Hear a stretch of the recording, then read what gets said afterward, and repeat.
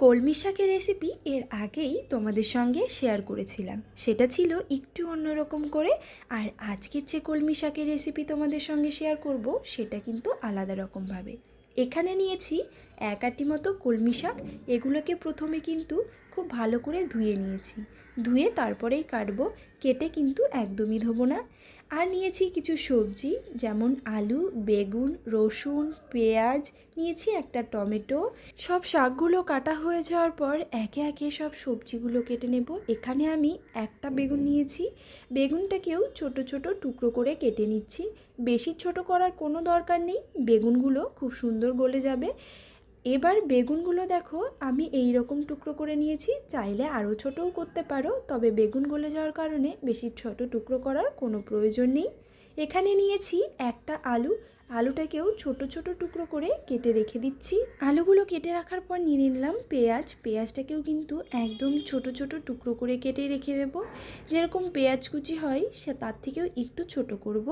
পেঁয়াজটাকে কেটে নেওয়ার পর কয়েক কোয়া রসুন নিয়েছি, এখানে কিন্তু রসুনের পরিমাণটা বেশি নিতে পারো। রসুন যত বেশি দেবে শাকের ফ্লেভারটা কিন্তু তত বেশি ভালো হয়। রসুনের খোসাগুলো ছাড়িয়ে রসুনগুলোও ছোট ছোট টুকরো করে কেটে রেখে দাও।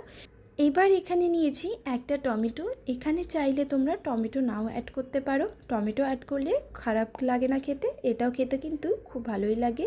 টমেটোটাকেও ছোট ছোট টুকরো করে কেটে রেখে দিচ্ছি। এবার চলো বাকি রান্নাটা দেখা যাক।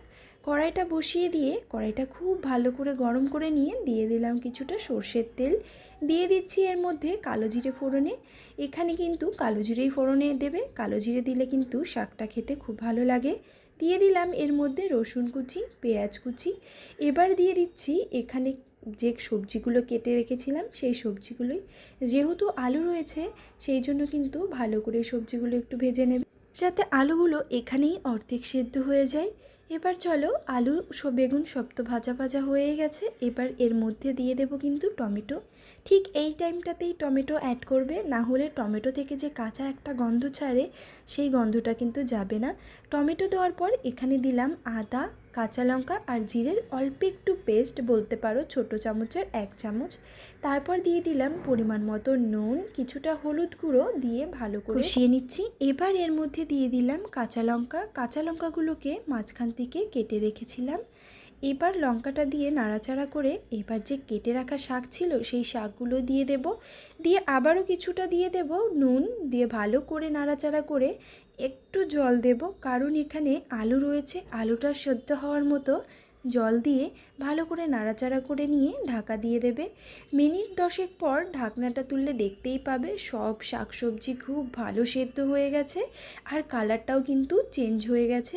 এবার ঢাকনাটা তোলার পর শাকটাকে কিন্তু অনবরত নাড়তে হবে, একটু ঘেঁটে দিতে হবে যাতে আলুগুলো ভেঙে চুরে যায়, মানে গোটা গোটা আলু একদমই না থাকে, যেটা দেখতে কিন্তু ঠিক এই রকম হবে। এবার এটা গরম গরম ভাতের সঙ্গে খেয়ে দেখো। আচ্ছা বলো তো, কলমি শাক তো বাড়িতে অনেকভাবেই খেয়েছো, যারা এভাবে খেয়েছো তারা তো জানোই এই রকম শাকের স্বাদটা কীরকম, আর যারা খাওনি অবশ্যই কিন্তু বাড়িতে ট্রাই করবে। ভিডিওটা কেমন লাগলো জানাতে ভুলো।